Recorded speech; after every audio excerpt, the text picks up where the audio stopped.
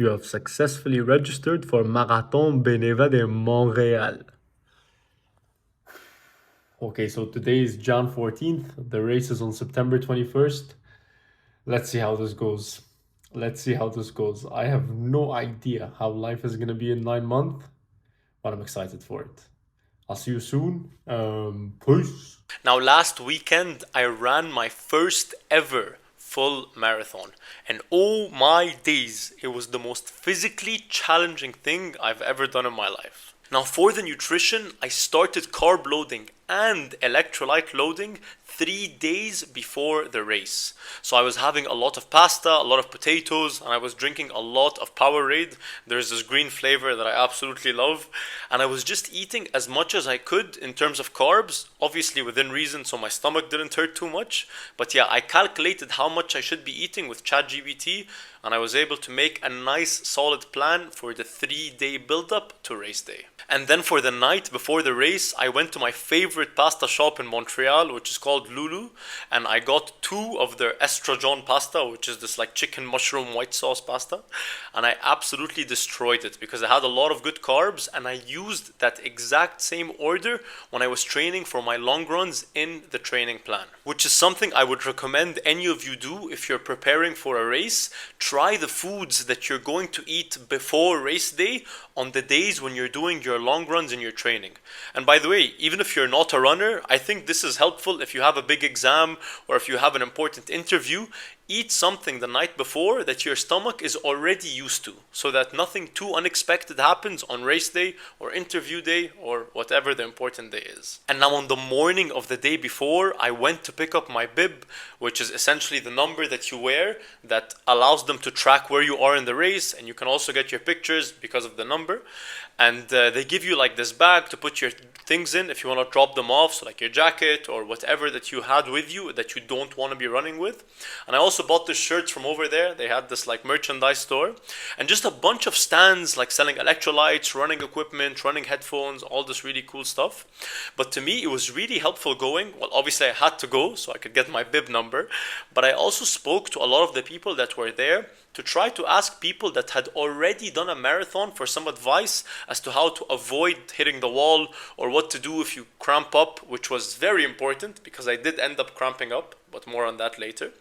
But yeah, I just spoke to people who were experienced in running a marathon, and it was honestly so helpful having people to talk to that had already done this race. And as much as I really didn't want to eat on the morning of race day, I knew that if I was going to be running this 42 kilometers non-stop, I was going to need the carbs that I could get. So I had a breakfast which was filled with like sodium, a lot of carbs, and just things to make me feel full. And it was, like I said, something that I had tried before, so nothing too weird on the stomach. Now I got to the venue at around 6:30, 6:45, and the run for my pace group was going to be starting at around 8 a.m.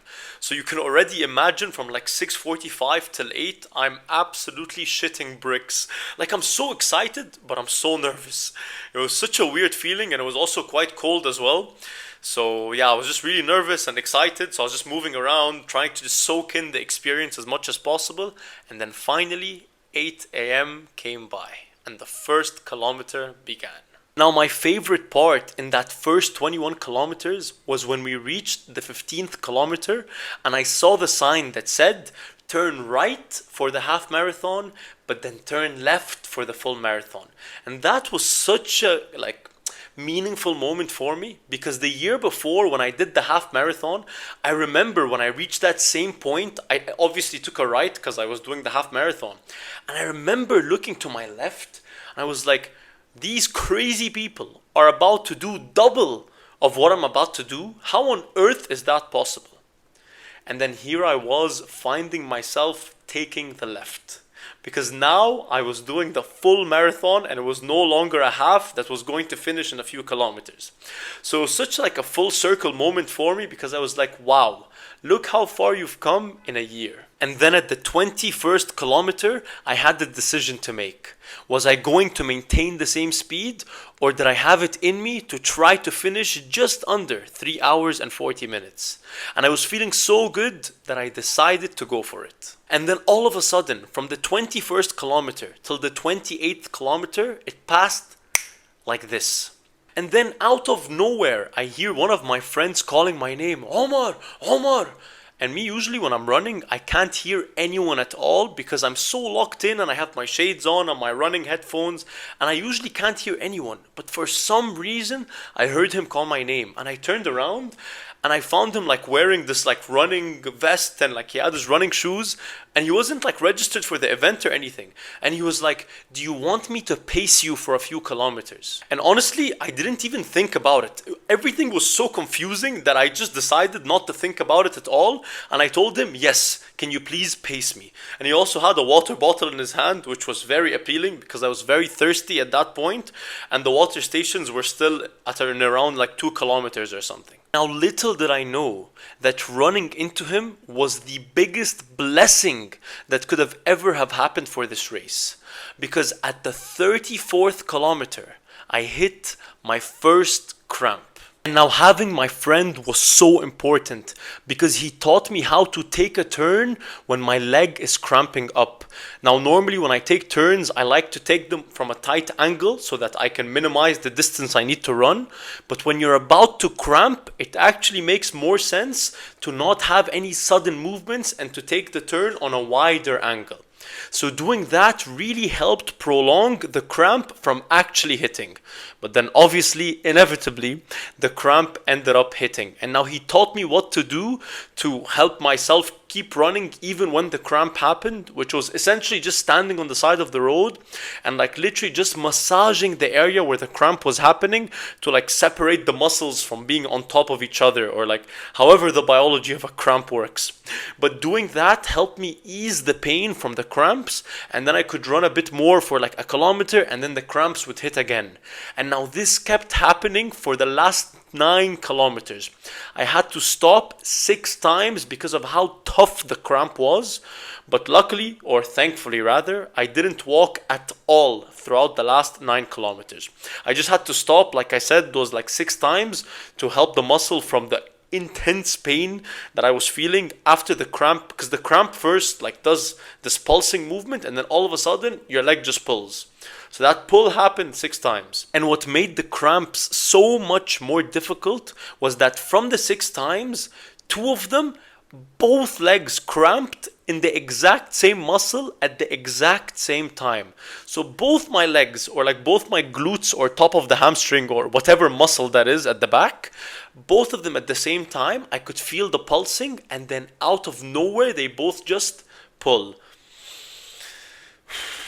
It was some insane pain, and I think that happened at the end because I was putting so much more weight on my right leg, because the left one was the one that kept cramping, that after one of the uphills the right leg started to feel the pain, so then the left leg started to feel the pain, and at the same time they both just like genuinely I have no idea how I was able to finish that race with both of those cramps, but we got it done. We got it done. And as you can see, I have like some pictures of me running in the last like 3-4 kilometers. That's where they took like a lot of pictures. I guess they wanted us to remember the pain we were feeling. I remember when the cramps were kicking in, this song by Pop Smoke, it's called Element. It came on and it got me so hyped, and it really helped me from like the 38th to the 39th kilometer. But then I decided to take my music off. I wasn't wearing my shades and I was just running and feeling everything. Like no music, no shades, nothing. Just 2 kilometers of pure physical pain. And then finally, I could see the finish line, and oh my goodness, I can't explain to you the level of inner joy that I felt when I saw that finish line. And then for like 2 minutes when I crossed the finish line, I was just standing with my hand on my head, looking around, just like, I was like, what the hell just happened? Like, I just woke up from like 3 hours and 46 minutes of like living on a completely different planet. Like, I was so present in that run that I forgot that the world existed. And like for 2 minutes, I had my hand on my head. I was just looking around. And I remember there was like someone that was going on a wheelchair because of the pain they felt, and the ambulance was there. And I was like, where am I? what the hell's happening?